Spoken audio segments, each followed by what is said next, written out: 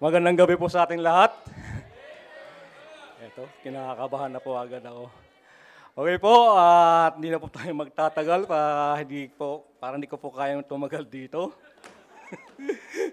At tayo na po ay magsisimula na po sa ating pong service, sa ating pong mensahe. At kung kayo po ay meron po mga Bible, buksan niyo na po yung inyong mga Bible mula po sa Book of Revelation, chapter 3. Chapter 3, verse 3. 20, I mean. Eto na. Kung nandiyan na po kayo, babasahin ko po. Sundan niyo po. Chapter 3 ng Book of Revelation, verse 20.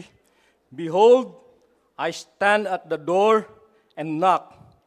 If any man hear my voice and open the door, I will come in to him and will sup with him and he with me. Po tayo po manalangin, let us pray. Dakilan namin Diyos, marami po salamat Panginoon sa gabi ito, O Diyos. Salamat po sa pagkakataon po, O Diyos, na ako po ay makatayo sa pulpitong ito, O Diyos. Dalangin ko po Panginoon na kayo po ang patuloy na manguna at bigyan niyo po sa akin yung wisdom upang maihayag ko po yung inyo pong nais na marinig po ng inyong mga anak, O Diyos. Kaya maraming salamat po, O Diyos, at dalangin po namin, Holy Spirit of God, kayo pong mangusap sa bawat isa sa mga narito Panginoon, mga makakapakinig ng mensahe mula po sa inyong salita, O Diyos. Muli maraming salamat at patawad po sa mga pagkulang pagkakasala. Ito'y aming dalangin sa matamis na pangalan ni Jesus. Amen. Sige po, pwede na po kayo makaupo. Okay. Mas lalong malakas ang kaba ko ngayon kaysa nung first time. Kasi alam ko yung kaba nung first time. Okay, so mula po dyan sa ating pong binasa, itong binasa po natin, itong mula po sa Revelation chapter 3 verse 20, ito po ay hindi po patungkol sa salvation. Okay?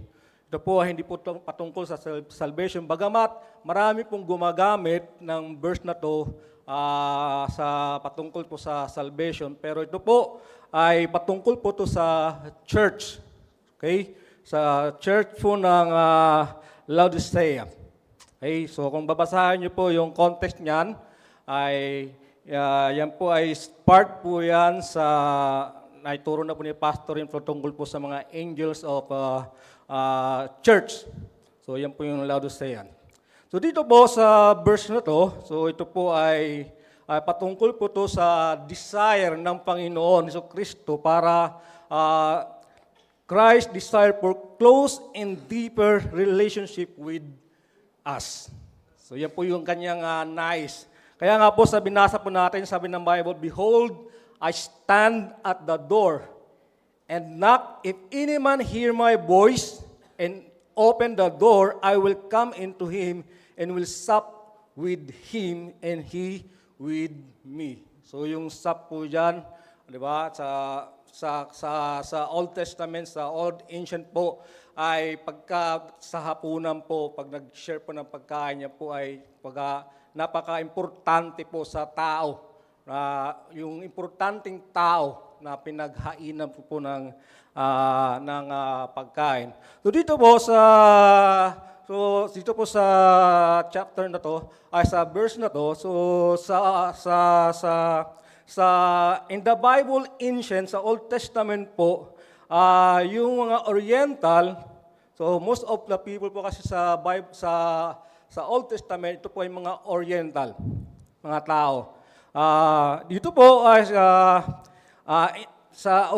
mga Oriental is trained to listen to a voice and able to recognize of a person. Kaya nga po sabi po ng Biblia, Behold, I stand at the door and knock. So sa kanila po, so pagka kayo po ay kumatok sa kanilang custom, sa custom po ng Bible lands, meron po silang tinatawag na ports and duties of the porter. So yan po sa kanila po, yung mga bahay po noon, ay uso po yung meron pong tinatawag na courtyard. Sa courtyard po, bago po makarating sa courtyard, ikaw ay magmumula doon sa kanilang gate At doon sa gate ay meron po tinatawag na porch na kung saan nandun po yung porter, na kung saan yung kanyang duty ng isang porter, para po yung gwardiya. Pero yung porter po, yung kanyang duty, siya po ang magde-decide kung kanyang papasukin yung kumakatok. Sa kanilang custom po, pag ikaw po ay kumatok, iba sa atin, pag kumatok tayo, sasabihin natin yung ating pangalan. Pero sa kanilang custom, pag ikaw ay kumatok, hindi ang pangalan ang magiging dahilan para ikaw ay papasukin, kundi sa boses. Sa boses ka kikilalanin. Kaya tinitrain po kung sino man po yung naka-assign, lalo na pagka meron silang gathering, may gathering, yung nilalagay po nila doon sa porch o yung kanilang porter, dapat kilala niya yung mga kaibigan o sino mang imbitado sa pamamagitan po ng boses. Dahil pagka hindi ka niya kilala yung boses mo, hindi ka niya papasukin. Halimbawa po, sa kanila pagka kumatok, ang sasabihin po ng porter sa loob, sino ka? At ang sagot naman ng kumakatok doon sa labas, sabihin niya, I. Hindi pangalan ng kanyang sasabihin. Doon po niya kikilalanin ngayon ng porter yung boses kung kilala niya yung taong kumakatok. So, ganun po sa kanila. So, para ma-identify yung taong kumakatok, kinakailangan niyang kilalanin lahat ng kilala ng miyembro ng maaari sa pamilya, lahat ng pwede lamang pumasok o kumatok ay dapat kilala niya. Kung nakatandaan niyo po yung kay Peter, yung time na siya ay, nung time na pinagkanulo niya ang Panginoon Jesucristo, tapos siya ay nagsisi, at nung siya ay bumalik, siya ay kumatok, at yung porter o yung bantay po doon sa pinto, yung naka-assign para pagbuksan, so narinig niya yung boses ni Peter. Alam ko si Rhoda yun si Rhoda. Tapos, siyempre naging masaya siya dahil si Peter nga ay muling bumalik sa kanila. Pero hindi niya agad pinagbuksan. So lumapit muna siya sa mga may kinaukulan kung kanya bang pagbubuksan si Peter noon. So, ganun din po yan sa binasa po natin. So, in relation po doon sa binasa po natin sa 3:20, so, tingnan po natin doon, di ba, ang Panginoon si Kristo ay kumatok, at sabi niya, if anyone hear my voice, boses. So, dapat kilalanin natin, dapat kilala natin ang boses ng Panginoong Jesucristo, para siya ay makapasok sa ating buhay. Ngayon, pagka hindi mo kilala ang Panginoon si Kristo, siguro kahit anong katok ng Panginoon si Kristo sa buhay natin, hindi natin tatanggapin. Hindi makakapasok ang Panginoon sa ating buhay. Hindi natin hayaan ang Panginoon ang manguna sa ating buhay. At dito po sa binasa po natin, sa yung kasunod, kung saan nung ang Panginoon si Kristo ay kumakatok at hindi mo pinagbuksan sa iyong buhay, yung pagkakataon na iyong makadalamhati ang Panginoon, o nung time na to na isinulat itong verse na to, itong chapter na to, ay sinayang nila yung pagkakataon. Alam ko itong church ng Laodicean, na kung saan ang Panginoong si Kristo ay kumakatok doon sa church. Dahil nga ang church ng Laodicean, sila po ay natawag na church na lukewarm or either cold or hot, na kung saan ang church na to ay sila po ay mga backslider. So, talagang pagdating sa salita ng Diyos ay talagang halos di na nila kilala yung Diyos sa kanilang buhay. Kaya nung time na ang Panginoon si Kristo ay kumakatok, hindi nila pinagbuksan. Bakit? Hindi nila kilala yung boses. Hindi na nila kilala ang Panginoong Jesucristo sa kanilang buhay. Kaya nawala yung pagkakataon. Ito na sana yung pagkakataon na sila ay manumbalik. Ito na sana yung pagkakataon na sila ay makabalik sa salita ng Diyos at ma-enjoy nila ang kanilang Panginoon. Makakasama na sana nila. Pero dahil nga hindi na nila kilala ang boses, hindi na siguro marahil, ay wala na talaga silang pagkaalam sa Panginoong Jesucristo, kaya hindi nila pinagbuksan ang Panginoong Jesucristo. Tayong lahat na nandito dito sa church, tayo lahat ay bunga ng pakikinig. Di ba? Mula sa kaligtasan natin, di ba? Tayo naligtas dahil meron tayong napakinggan. Meron tayong narinig, meron nagbahagi ng salita ng Diyos sa atin patungkol sa kaligtasan. Kaya tayo nandito. At yung mga bisita natin na 35, meron nagbahagi sa inyo ng salita ng Diyos, meron kayong narinig patungkol sa Panginoong Jesucristo. Meron nagpakilala sa inyo. Kaya kayo ay narito sa simbahan. Ako, dati, bago ako punta dito, isa akong backslider. Isa akong backslider na imbitahan din ako pumunta dito sa church. Nung una, siyempre nanibago ako dahil panibagong church. Nanibago, parang ayoko. Pero yung mga naririnig ko, yung preaching ni pastor, yung narinig ko, yun ang nagpabalik sa akin dito. Yun ang nagpabalik sa akin para I think Wednesday yun, na naging first time ako rito. Nung Sunday, bumalik ako hanggang sa nagtuloy-tuloy na. Nagtuloy-tuloy na yon. Wala na akong absent. And then,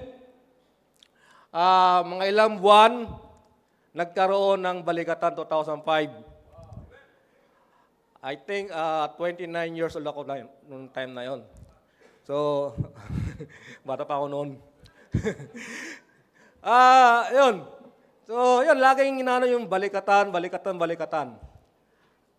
Nung sinabi sa balikatan mo, tutong mag-soul-winning. O yun, sabi ko, sige, sali ako. Sige, gusto ko matutong mag-soul-winning. Dahil nga, hindi ako marunong mag-soul-winning. Matagal ako naging Kristiyano, pero hindi ako marunong mag-soul-winning. Sige, sama ako, sali ako. And then, nung nandito na, isang buwan yung balikatan na yun. Tagal.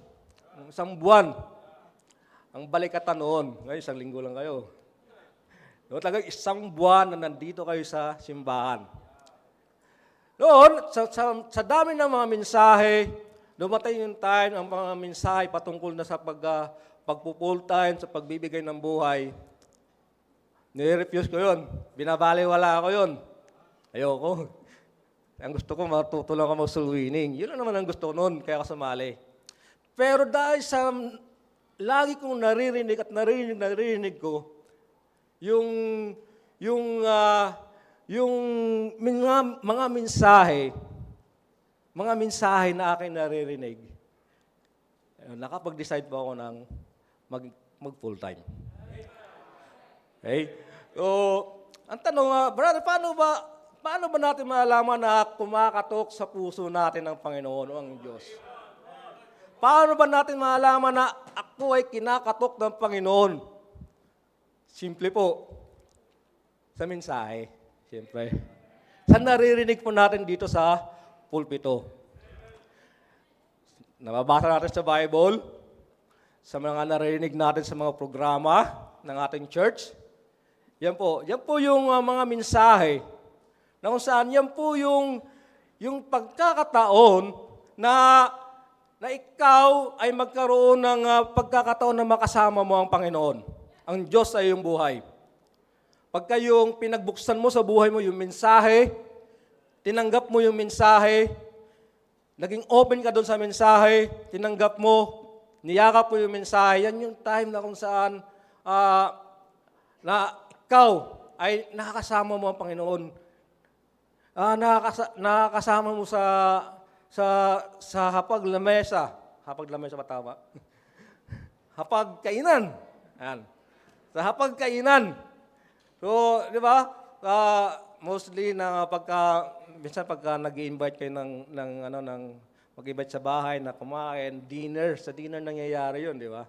So, kasi iba yung dinner eh. Parang mas espesyal yung dinner. So, gaya na sinabi ng Bible sa 20, di ba? Will come into Him and will sup with Him. So, pagdating po sa mga narinig natin, siguro kung wala akong narinig, siyempre wala po dito ngayon sa harapan ninyo. Diba? Kung hindi ako nakapakinig, kung hindi ko pinagbuksan sa buhay ko ang Panginoon, ang Diyos, wala akong pagkakataon na makapagbahagi ng aking natanggap na mga pagpapala. At sa kanilang custom, napaka-importante po yung pakikinig. Kasi po, diyan po lahat nagsisimula. Dito po nagsisimula lahat. Kaya nga, dito po sa church natin, yung ating pastor, bago magsimula, di ba? Bago magsimula, lagi niya pinapalala na makinig, gising, ha? Uy, gising! Ano ako dyan? Gising, huwag matutulog, sayang. Diba? Sayang yung inyong maririnig. Sayang, baka ito yung pagkakataon na ang Panginoon ay kumakatok sa iyong puso. Sayang, baka ito yung time na kung saan kailangan mo ang Panginoon. Ito yung time na kung saan, ito yung sagot doon sa kailangan mo. Sayang. Kaya nga minsan sabi ni Pastor, kung gusto, hanggat maaari, bababa siya dyan. Diba? Bababa siya dyan para gisingin yung tulog. Buti nila, doon ako sa likod. Hanggat maaari, gusto ni Pastor na bumaba para gisingin. Kasi sayang yung pagkakataon na makasama mo ang Panginoon. Sayang yung pagkakataon na tanggapin yung pagpapala na biruin mo, yung tagapagligtas mo ang makakasama mo. Makakasalo mo. Di ba? Yung tagapagligtas mo, makakasalo mo doon sa hapunan. Sayang yung pagkakataon na yun. Ako nung nandito na ako sa church, di ko naman alam kung ano yung pagpo-full time. So yung trabaho dito, yung dito. So minsan, syempre pagbago ka, madali kang mapikon, madali kang masagi, di ba? Andun tayo na ipikon pa naman ako noon. Tahimik ako, pero pikon nga ako. Pero salamat sa Panginoon, kasi sabi nila, ang tahimik daw ay nasa loob ang kulo. Mabuti na lang hindi lumabas yung aking kulo dahil sa salita ng Diyos. So, dahil sa salita ng Diyos, hindi lumabas yung kulo ko dito. Wala akong sa mga oras na ako nag-full time, dahil sa salita ng Diyos,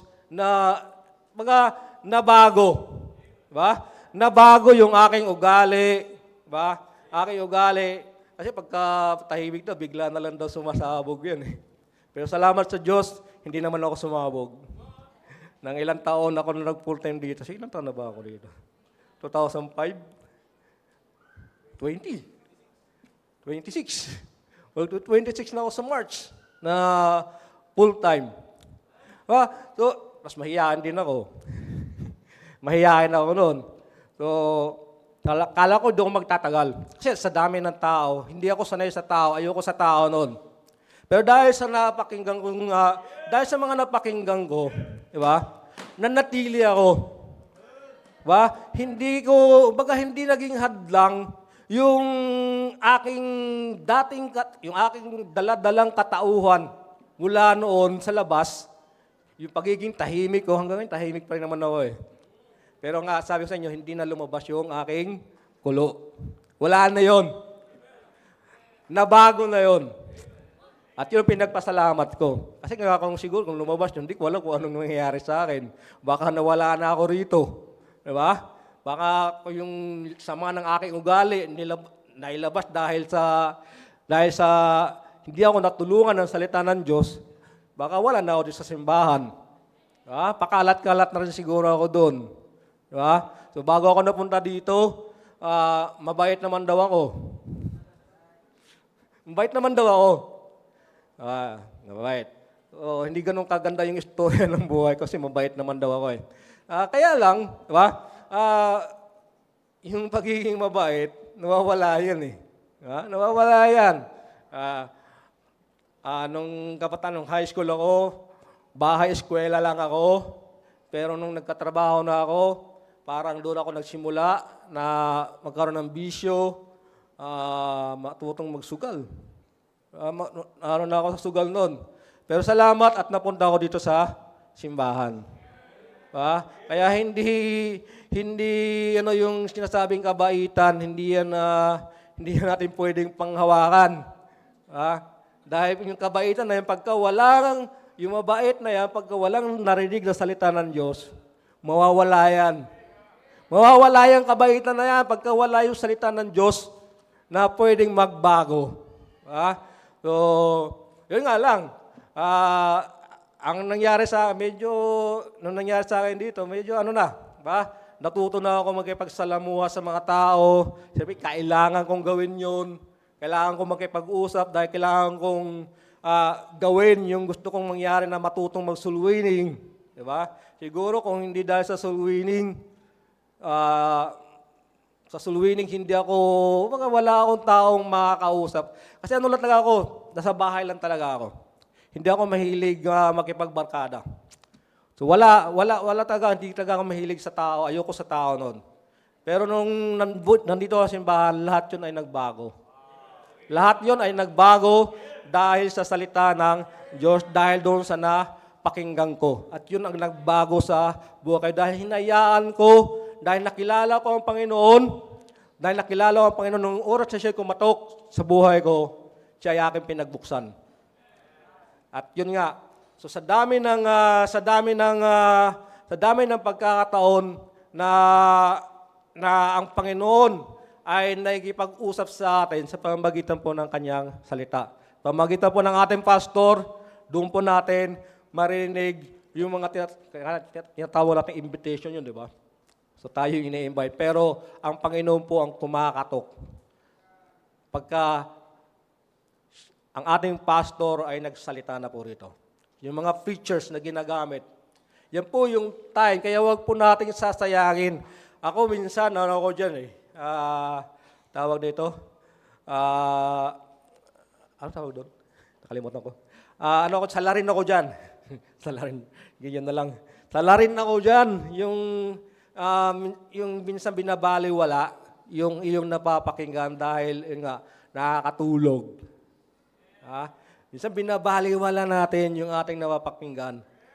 Sayang yung pagkakataon na meron sanang mabago sa iyong buhay. Sayang yung pagkakataon na meron sanang matanggal na ayaw mo na, pero hindi mawala-wala sa sarili mo.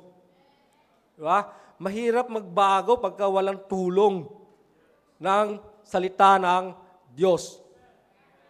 Pagka wala yung tulong ng salita ng Diyos, dadami pa yan. Dadami pa yan. Kaya nga po, napaka-importante po ang pagpakikinig. Dahil diyan po nakasalalay ang iyong magandang buhay.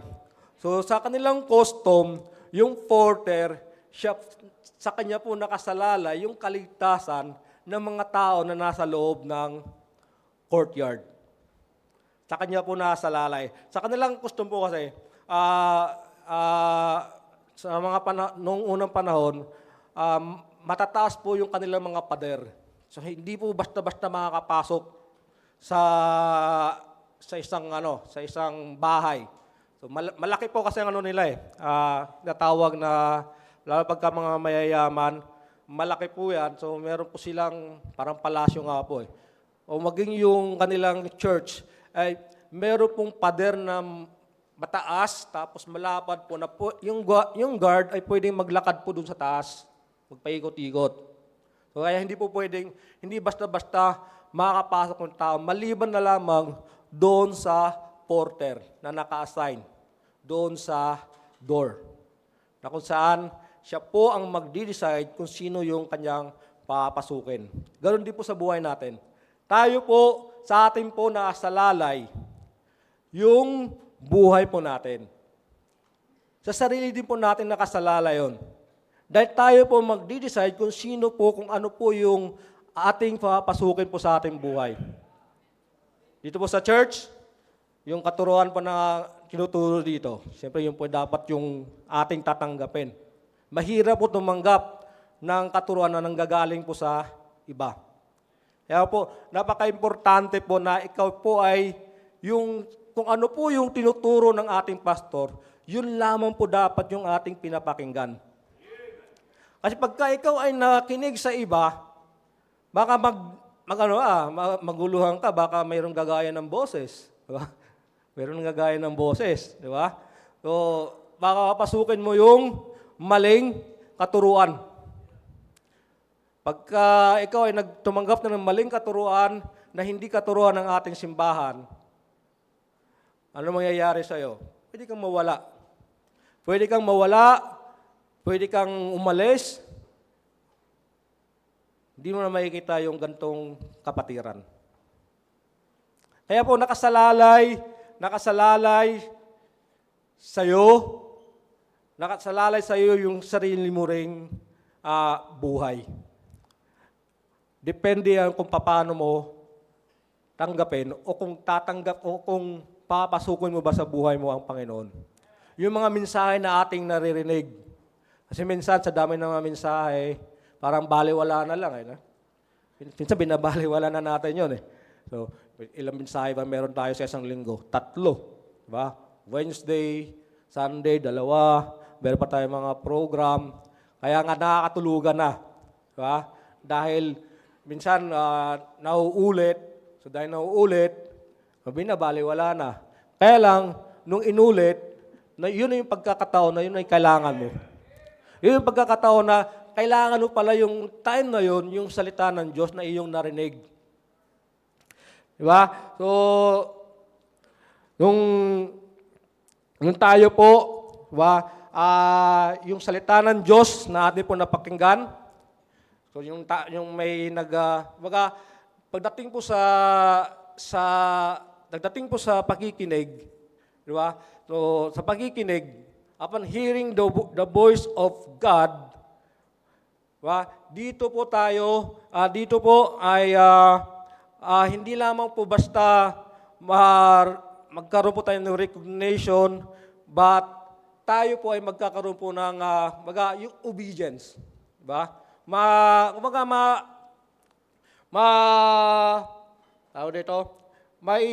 Yung obedience po natin ay mga practice.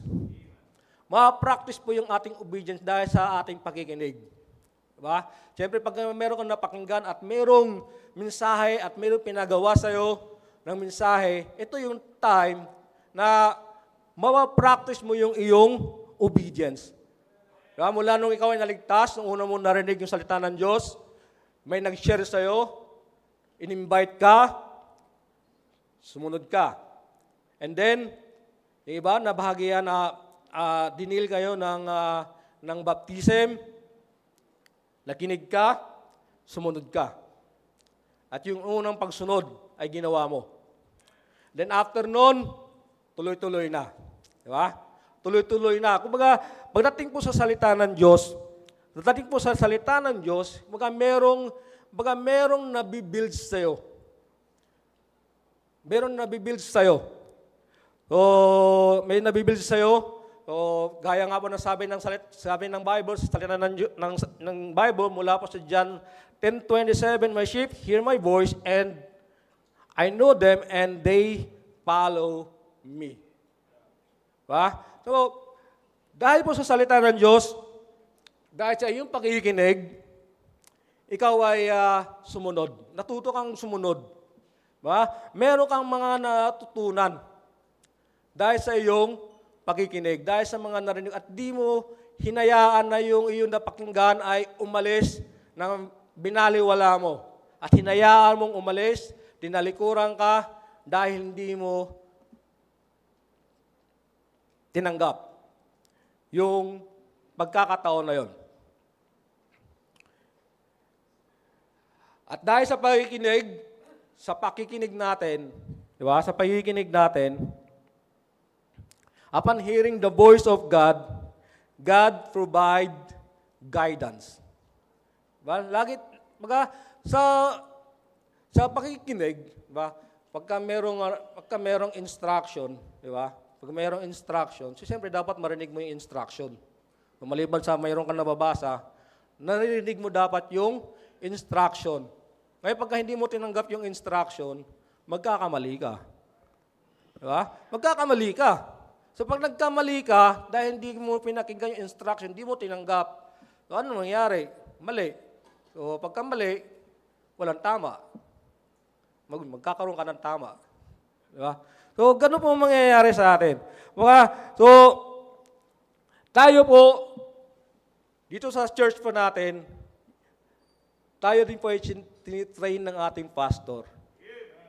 Tayo ay tinitrain ni pastor na makinig. Baga?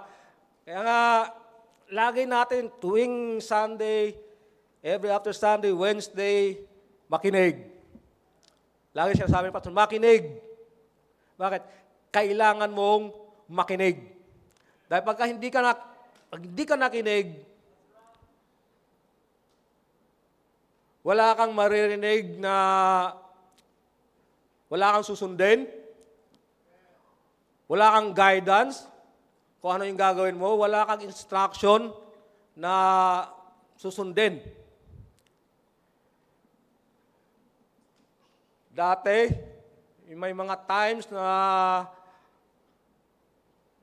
uncertainty sa pagdating sa gawa ng decision, pagka hindi natin alam, yun madalas, di ba? Meron tayong minsan decision na hindi natin alam kung paano natin, minsan gagawa tayo ng maling decision. Maling decision. Pero dito po sa pulpit, dito po, pag tayo po nakinig at bago pa man tayo makagawa ng isang maling decision, meron na pong guidance sa atin. Meron na po tayong mapakinggan.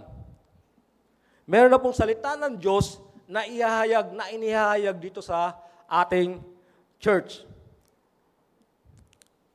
Kaya po nasabi ng Isaiah, chapter 30, verse 21, "And your ears shall hear a word behind thee, saying, This is the way, walk ye in it. When you turn to the right, or when you turn to the left." Pagdating ng panahon na tayo, minsan mayroon tayong hindi natin alam, pagdating sa problema, hindi mo alam kung anong gagawin mo, di ba? Pero nandyan yung salita ng Diyos. Nandyan yung salita ng Diyos para ikaw ay i-guide. Pagka hindi ka sigurado, nandyan yung ating pastor, di ba? Pagka hindi ka pa talaga makontento doon sa narinig mo sa pulpit, di ba? Ang iba lumalapit kay pastor, humihingi ng guidance kay pastor para wag ka lang magka-mali. Kasi mahirap pagka binaliwala natin yung salita ng Diyos, ngayon kung di mo naintindihan yung narinig mo dahil nakatulog ka nga, di ba? So meron ka pang isang pagkakataon, lumapit doon sa pastor na ibinigay sa'yo. May pagkakataon ka pa.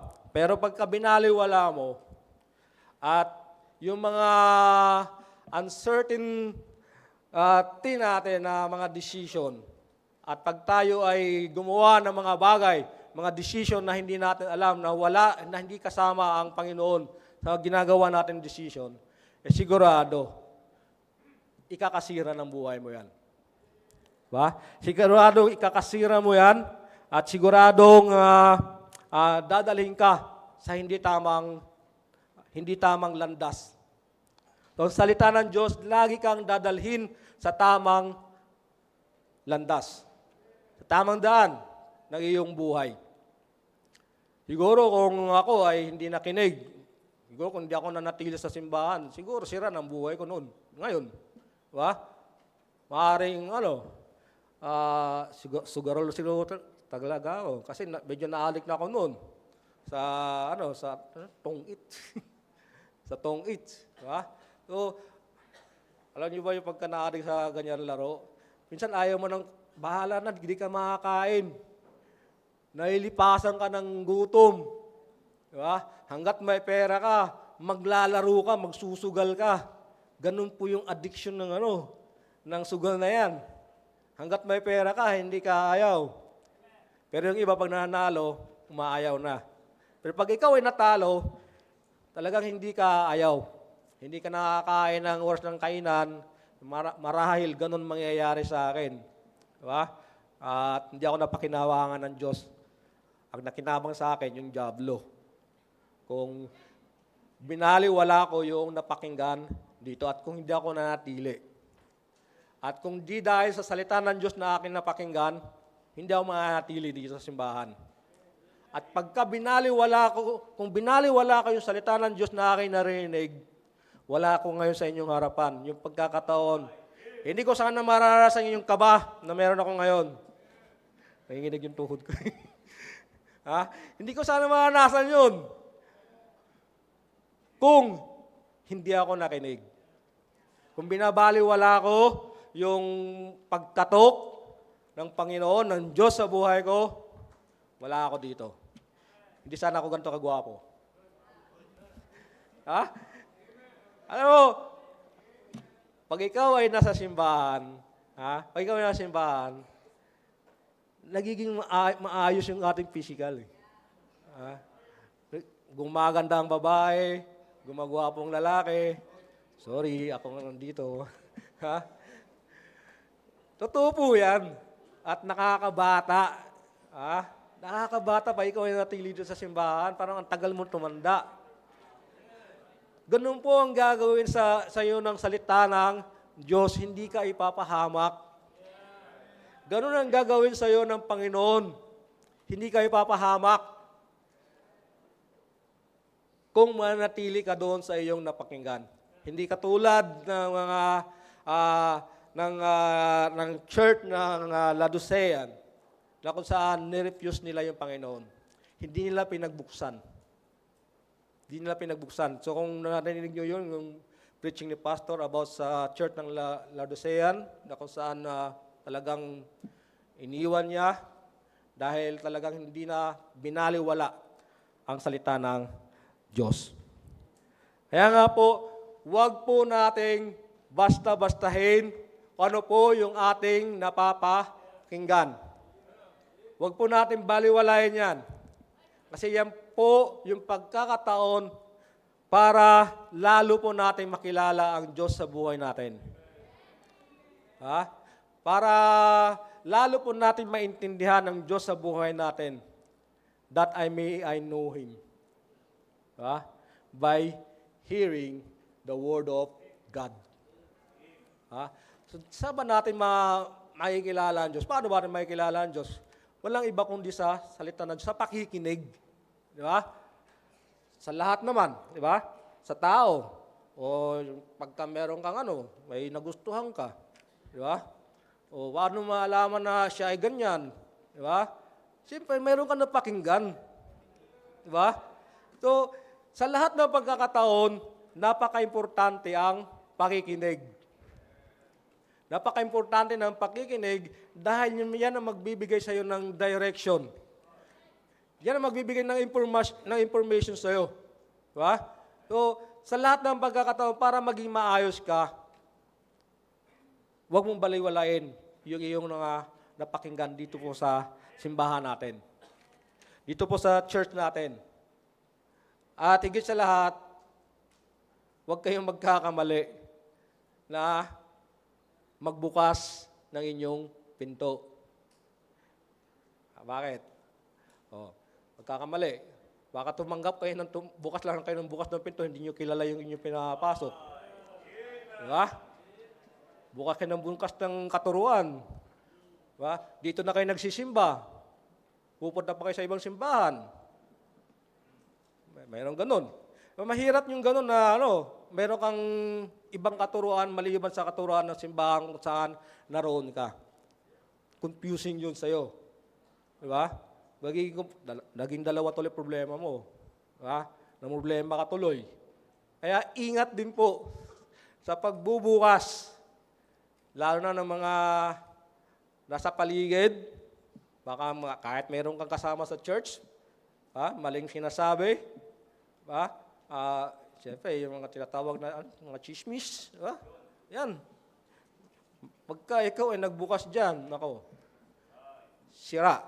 Masisira ang iyong buhay dahil hinayaan mo na papasukin sa buhay mo yung mga hindi mo kilala. So kung hindi mo kilala, huwag mong papapasukin. Kung hindi mo kilala yung katuruan, kung hindi mo kilala yung disiplina, maliban sa simbahan na kung saan ka nandito, huwag mong basta-basta papasukin. Dahil yan yung pagkakataon na binigyan mo ng pagkakataon ang dyablo para sirain ka. Para masira ang iyong buhay. Kaya napaka-importante po yung hearing the voice of God. Kasi yan po ay essential sa isang Kristiyano. Napaka-essential po na sa isang Kristiyano yung pakikinig sa buhay ng isang Kristiyano na kung saan dapat tayo po bilang isang anak ng Diyos, dapat pagdating po sa pakikinig ng salita ng Diyos, dapat yung ating puso ay laging handa na tumanggap. Kasi nga, meron ka na napakinggan, pero hindi ka naman handa tumanggap, wala din. Diba? Hindi mo rin tatanggapin. Nandito ka nga simbahan, narinig mo, pero yung puso mo ay hindi handang tumanggap, sayang pa rin yung napakinggan. Parang tawag doon ay rebelde. Diba? Magre-rebelde ka doon sa napakinggan mo kasi ayaw mo tanggapin. O, mahirap yung ganun. So maganda po na tayo ay willing lagi na magkaroon ng maging responded doon sa ating napapakinggan at lagi tayong close sa ating Panginoon. Maganda po na lagi tayong close sa ating Panginoon. So dito po sa church natin, pagkagabi,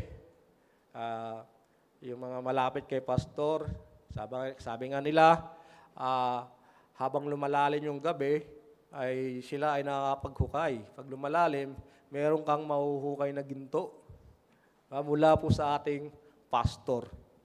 So dito sa mga fellowship, so maraming ginto na nakukuha yung mga kasama ni pastor gabi-gabi. Sir RJ, lagi yan nandoon. Siguro, yaman na yan Sir RJ. Mayaman na yan sa mga prinsipyo na narinig niyo kay pastor. So, gabi-gabi siya nandoon. Lagi niya kasama si pastor. So, marami siyang natatanggap na mga ginto.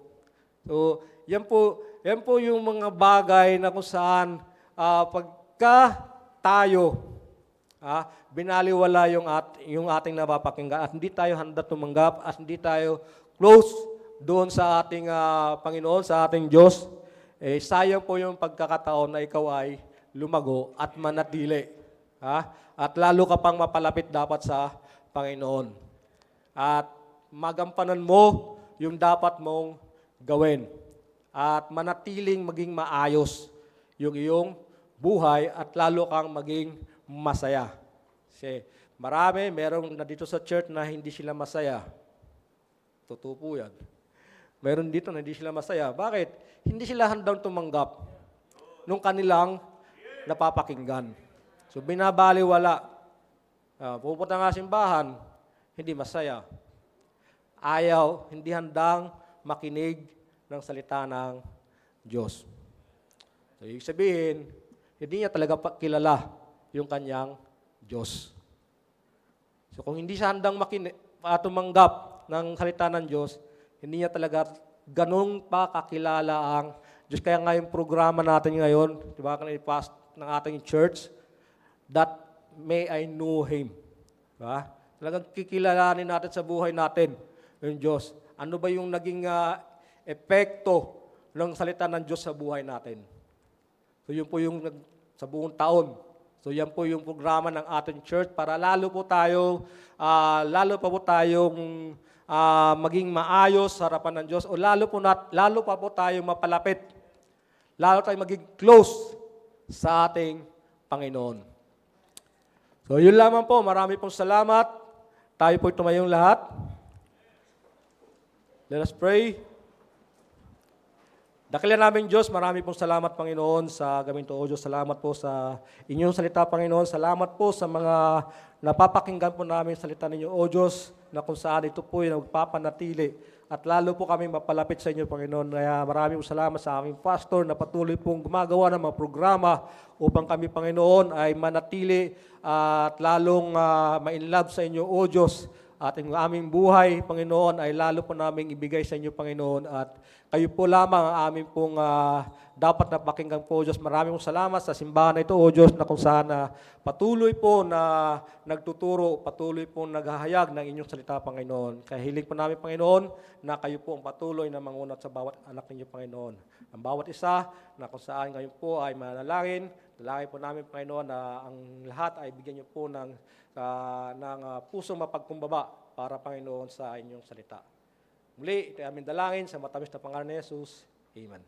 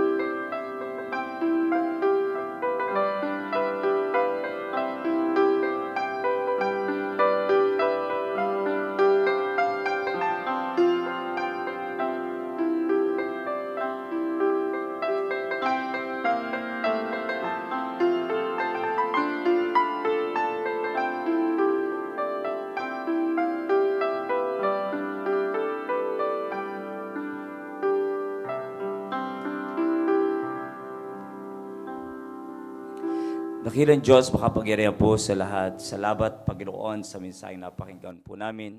Thank you, O God, for using Sir Randy.